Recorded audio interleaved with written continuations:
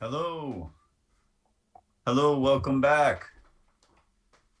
It is the Modern Muller Breslau Method right now, and it is fresh at Cal Poly.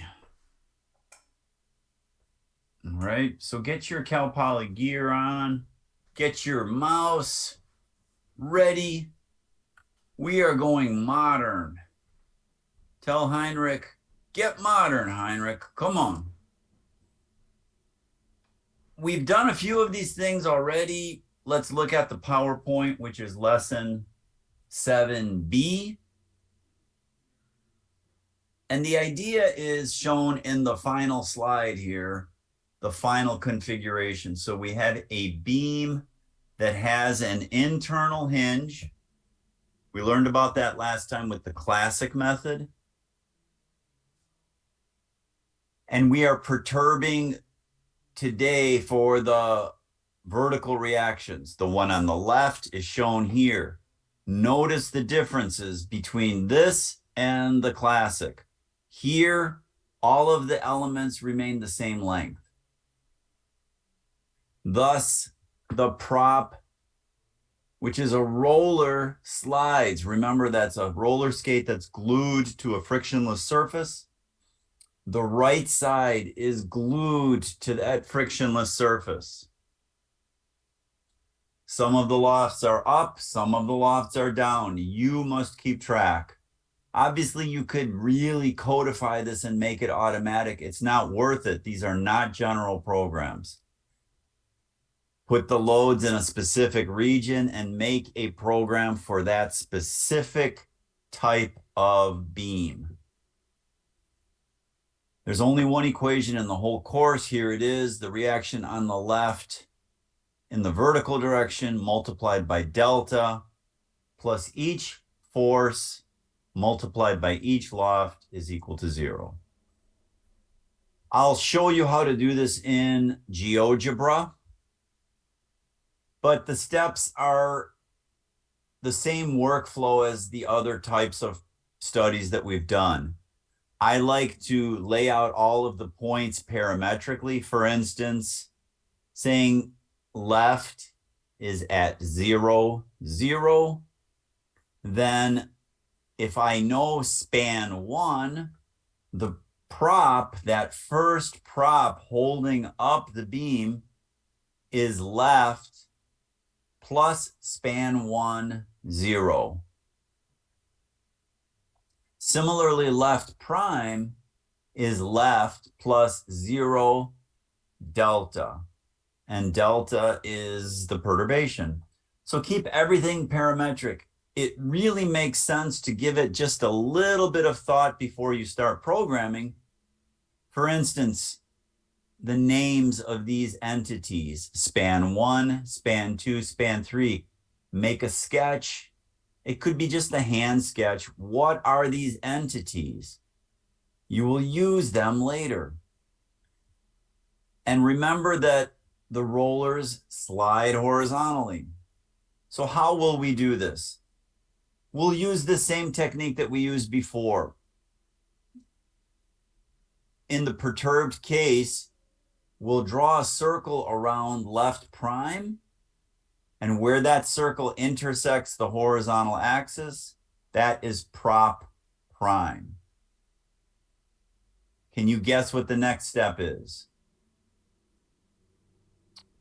The next step is to find hinge prime, and really there's at least 2 ways of doing it, maybe more. One way of doing it, which I didn't do, but you could do, is take another circle centered on left prime, and its radius would be span 1 plus span 2. So that radius is known, and it must go through that prop. That's another way of doing it.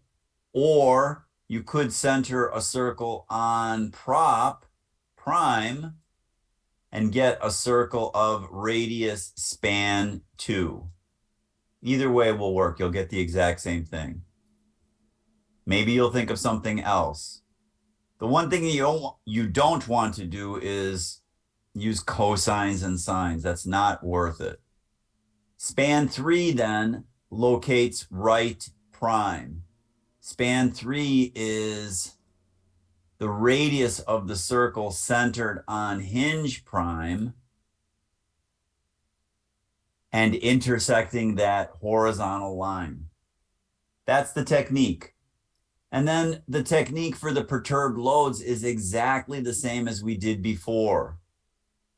I think these are the constructions of the, yeah, so here's the constructions of the structure. So now what is next? Obviously test your program. What's next is to establish the load points on the perturbed beam. Lots of ways of doing that. You could draw a segment. You could draw a segment. I didn't do that, but you could draw a segment that is spanning from left to load point. Name that segment something like radius load point 1, and then draw another circle centered on left prime of radius load point 1, and you get that intersection there. That's one way of doing it. Another way of doing it is to establish the radius by the difference in x coordinates. So you can say span load point 1 is x of load point 1 minus x of left. That will work. And similarly, you'll find other load points, but they're keyed from knowns. They are keyed from known points.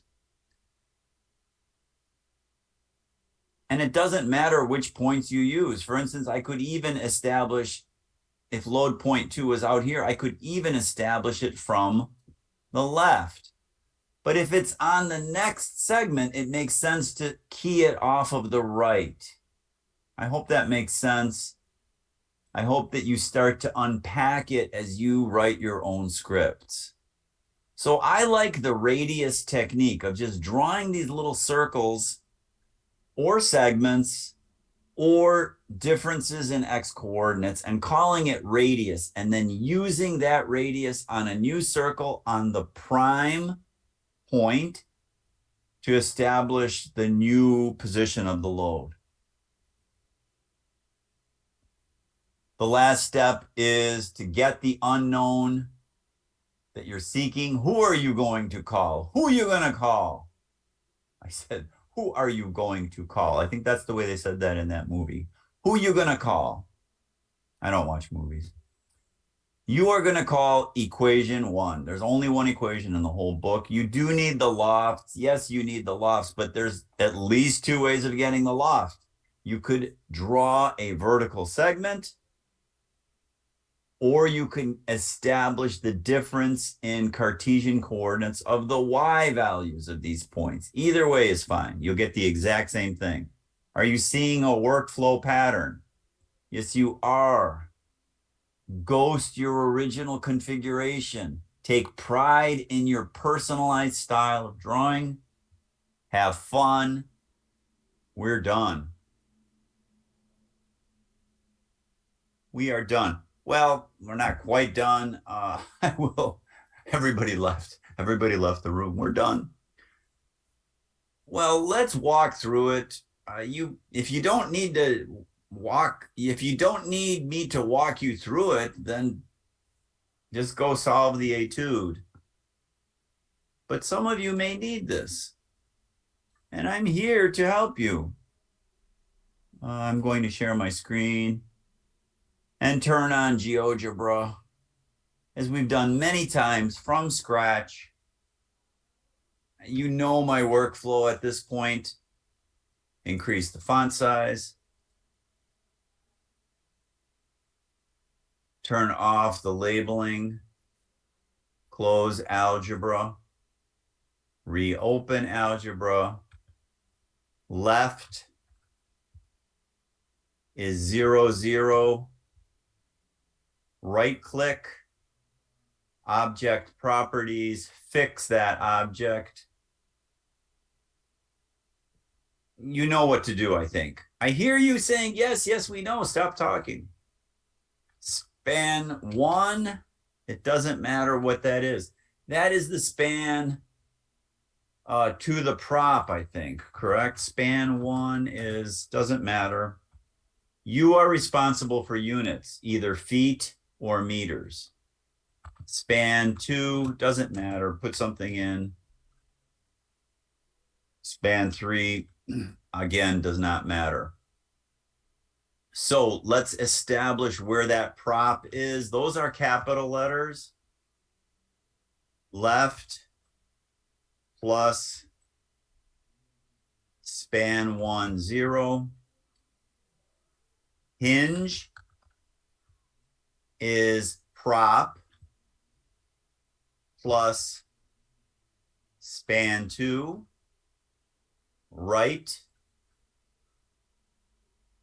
is prop plus span 3. Hopefully all of that was boring.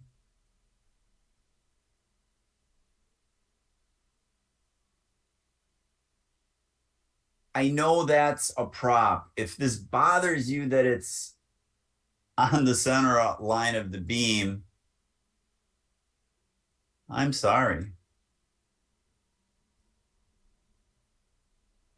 I truly am sorry. You could change that if it's really driving you nuts. You can say left fake is left plus a tiny bit down. And I don't know what that is. It's problem dependent. You can say prop fake is prop plus that tiny bit down. You should probably make that tiny bit down a parameter so that they all move the same amount. But you don't have to do that.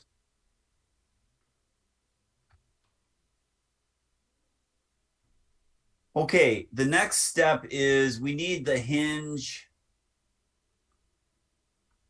to be better visualized.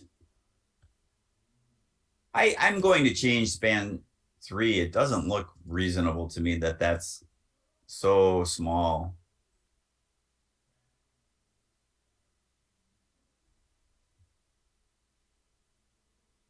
Something else. Okay, that looks better. Let's put the labels on. I guess I could have drawn segments that are span 1, span 2, and span 3. I didn't think of doing that, but I could have done that.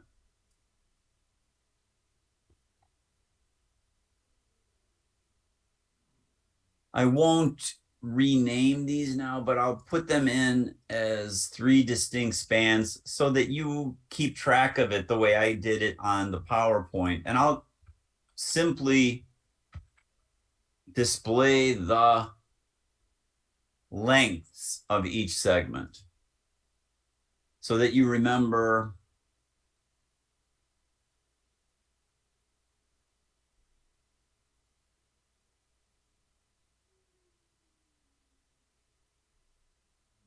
it should have been 18. Why is that not?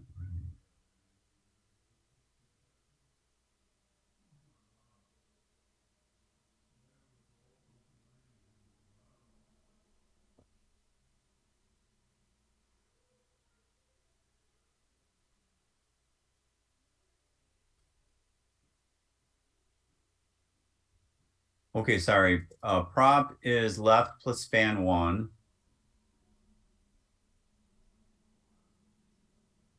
Hinge should be prop plus span 2. And then right should be, here it is. My mistake. Hinge plus span 3. Some of you probably saw that and were wondering, why did he do that? But sorry about that. But this is live television. These things happen. That's what makes it so exciting. Let's perturb the left end. Lots of different ways of doing that. You could simply drop a point on this axis and call the segment between these 2 points delta.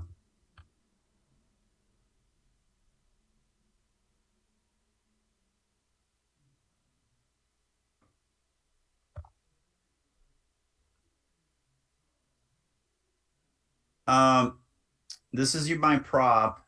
I might change that because I think that was why I made a mistake, because I did not drop it below the beam the way I intended to with prop fake. I'll just leave it there. Great. Sorry about all the lag time, but you know what to do. Let's make these pins visible as pins because that's our icon. And now I may as well ghost this one and rename this as left prime. Okay, I will belabor this point one more time. This circle centered on left prime of radius span 1 will establish where the prop is on the horizontal. Let me show it to you on the PowerPoint so you will refresh your memory. The prop is moving sideways because nothing stretches in the modern method. I'm looking for prop prime. You see that? I'm looking for prop prime. Let's go back to GeoGebra. Looking for prop prime. You see where it is. It's right here. But what's a great way of intersecting it? You can intersect it with this beam. That's fine. You don't need to really make it wildly general. I don't typically like to intersect with segments, and I don't want to steer you down the wrong path. So I prefer this, and it's only one more click.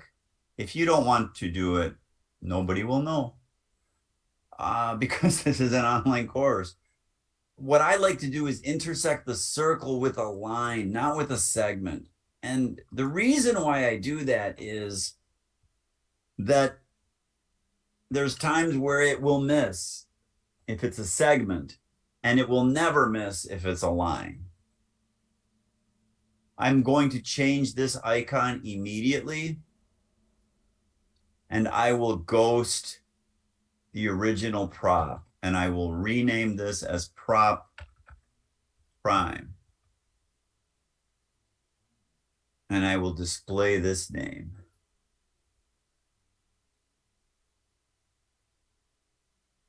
Now,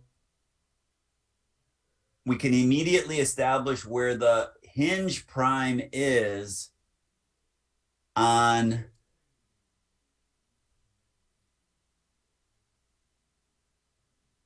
the perturbed configuration at least 2 different ways. One way is to make a circle centered on prop prime of radius span 2. Another way of doing it is to make a circle centered on left prime of radius span 1 plus span 2, and then you're done. In either case, you need a line to intersect with. In either case. So let's just draw that line right now. And hinge prime will be somewhere out here. I know exactly where it is. It's either circle, center, and radius left. Prime is my center. The radius is span 1 plus span 2. No need for parentheses here because that's the only term. And it's right here. You could see it. Let's find that intersection between this circle and the line. That is hinge prime for sure.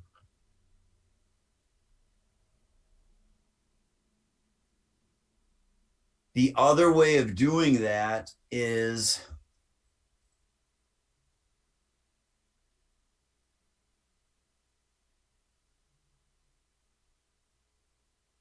to take a circle that is centered on prop prime, and its radius is span 2. And they will be exactly the same. They coincide.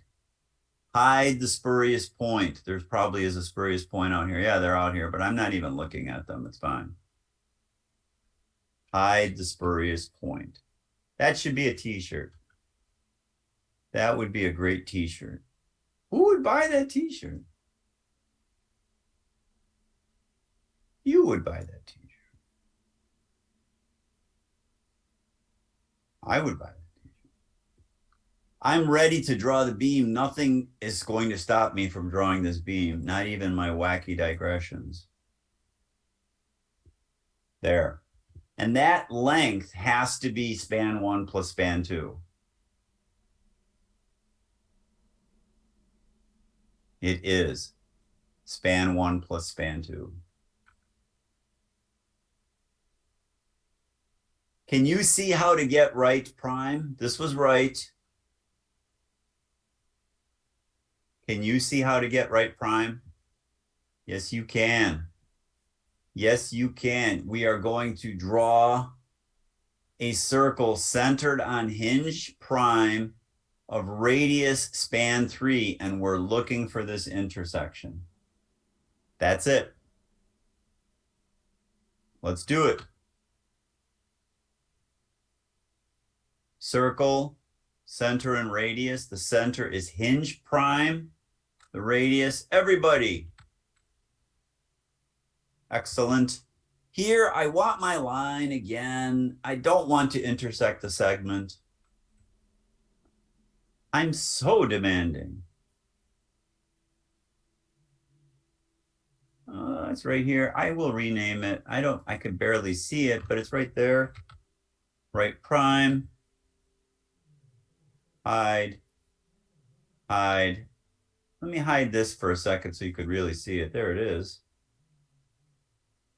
And I am ready to draw the final part. Let's just hide all of this here. Now, what does my computer science friend say we must do with our program? We must test our programs. Ooh, that looks good. And that, again, is the sound of money. This is my t-shirt making factory. I could just make money all night. We're essentially done. I keep saying that, but you know that's not true. Let's make this ghosted. Let's put some loads on. Now here again, it's not super general. So if you want the load to be between the hinge and the right, maybe make a note of it that, hey, this program is not general purpose. It's specific, and maybe between left and the prop, something like that. The reason I want that is that when I calculate the perturbed shape, I know how to find it. And this is a perfect example. So let's call this load point 1. And let's call this load point 2. Now, how would I find load point 2 prime? I would key off of either the hinge or the right, but I would not key off of that in general if it was anywhere on the beam. It's only here. Do you see that? I hope you see that. So let's key it off of the hinge. It doesn't matter which way you go. And I like this technique. If you don't like this technique, don't do it. You could do another technique. And I will put in a little element. Oh, that was a lucky accident that it snapped right to there. I usually put the load point, excuse me, I usually put the point on there first. Let's rename this as rad load point 2. Now that's off of the hinge. So now put another circle on the hinge prime and it's the same radius. Do you see the logic of that? Yes, you do. Yes, you do. That is my intersection. Now, I'm not intersecting a line here because I know it's specifically on that segment.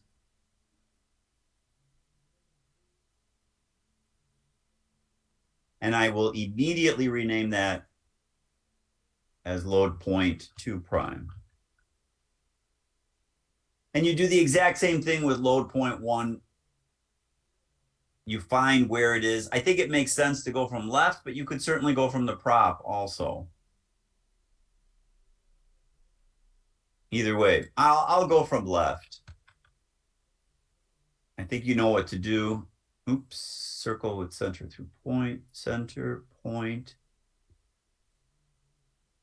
Then I make that little radius in here. I'm going to drop the point first.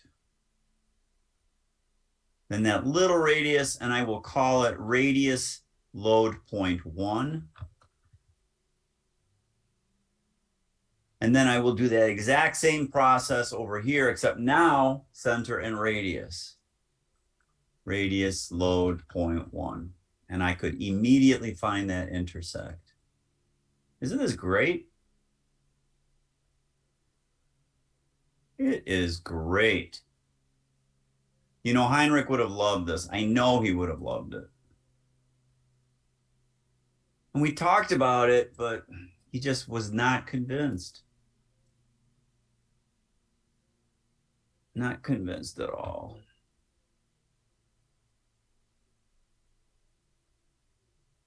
I need to rename that as load point 1 prime. We're essentially done.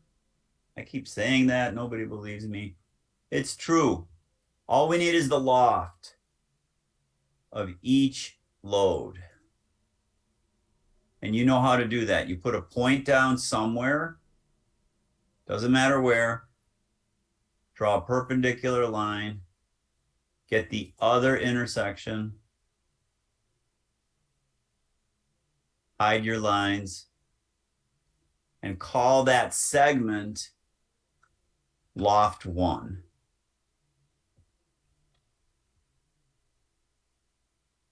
Check your program. Does that look good? It looks really good. Put it out here. Alternatively, you could say loft 1 check is the y value, lowercase, of load point 1 prime minus the y value, load point 1, and visually affirm that these two are exactly the same. And I have visually affirmed that they are exactly the same. And then similarly with load point 2. I don't think I need to belabor that. The next thing on the PowerPoint is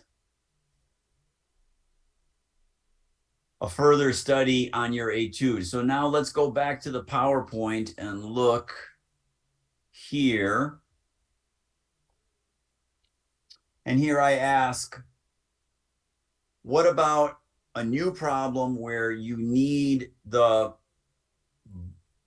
vertical reaction in the interior prop, not on the left side? What does it look like?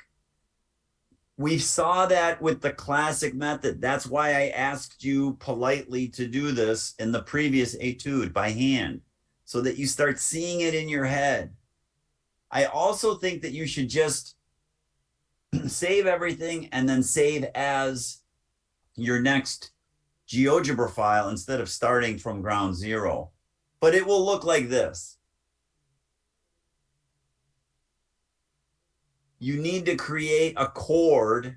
That chord is from left to the prop, and the new prop prime is somewhere on that arc of that chord radius.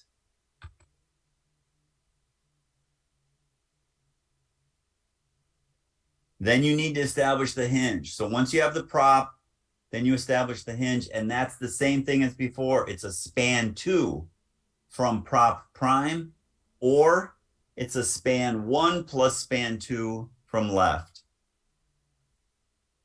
And then the party's almost over.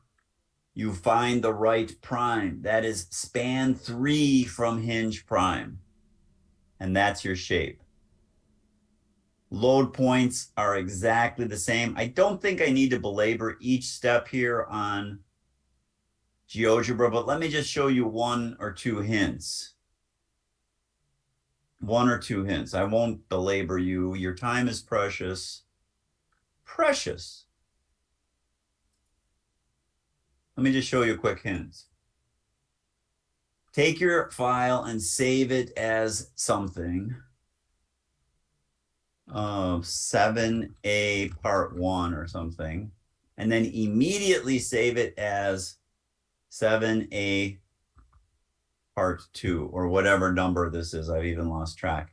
And then kill all the offspring by killing this parent. I know that sounds harsh, but sometimes harshness is required. And now start all over again, but you don't really start from ground zero. For instance, span 1, span 2, span 3, those are all there. Your unperturbed points are all there. If you had some loads, they would all be there. If you had a force scale, that would be there.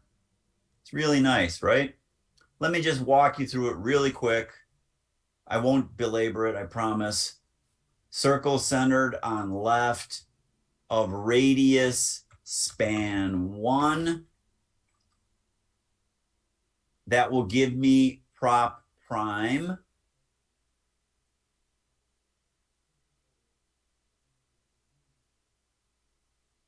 And then I like the line with the big circle, span 1 plus span 2. I said I wouldn't belabor it. He's belaboring. He's belaboring. I'll go really, really fast. I won't belabor it, I promise you. That's hinge prime. And finally, he's belaboring. That's span 3. And that is that. And stop belaboring. You're driving me crazy. Okay, so that's how you do the second part of your etude. I just want you to test your program. I want you to test your program. Okay?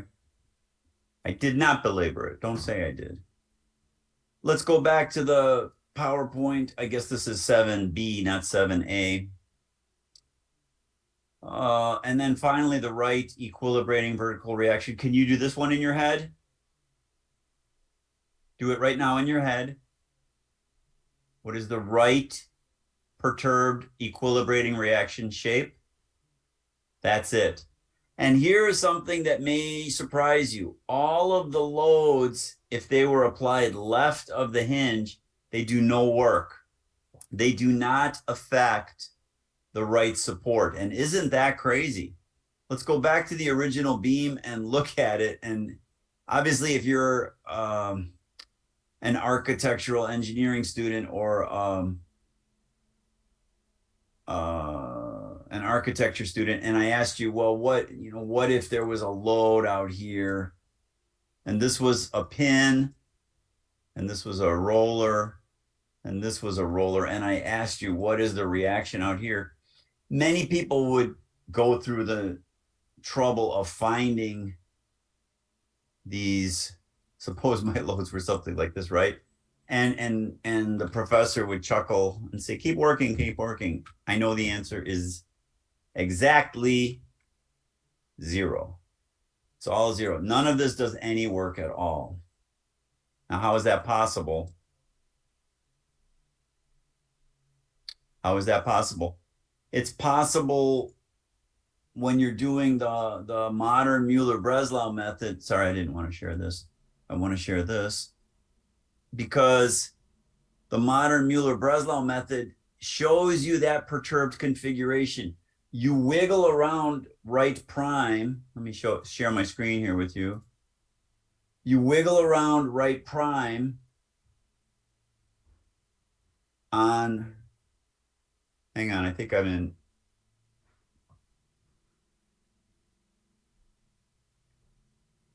Yeah, okay, great. You wiggle around right prime, and there's perturbations, of course, to the right of the hinge. Clearly there is. That affects the right vertical reaction.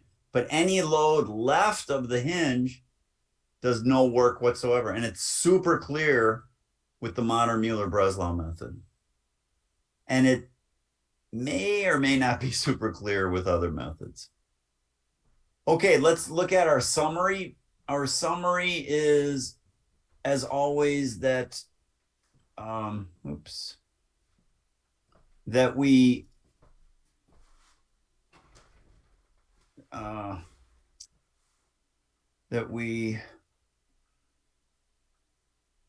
have the modern Muller Breslau method.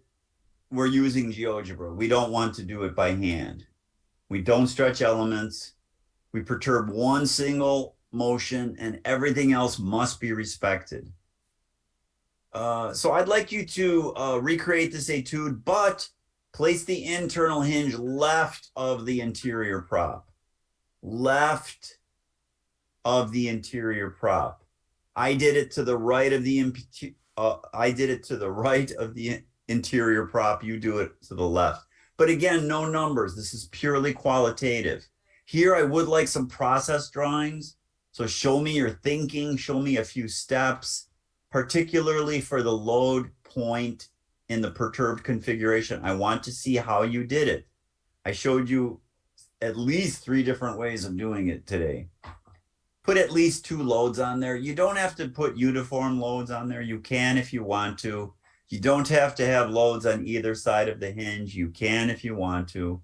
It's not general. Just maybe keep it as simple as possible, but give me a beautiful drawing that is personal and thoughtful and something that you are proud of. Okay, that's really the goal of this lesson. And to understand how fun it is to animate these. I really like doing that. And you could waste a lot of time coming up with these fanciful machines. I don't recommend that, but you know, there are worse things to do, right? So I hope you really had fun thinking about this in a rigorous but playful manner. Okay, great. Good luck.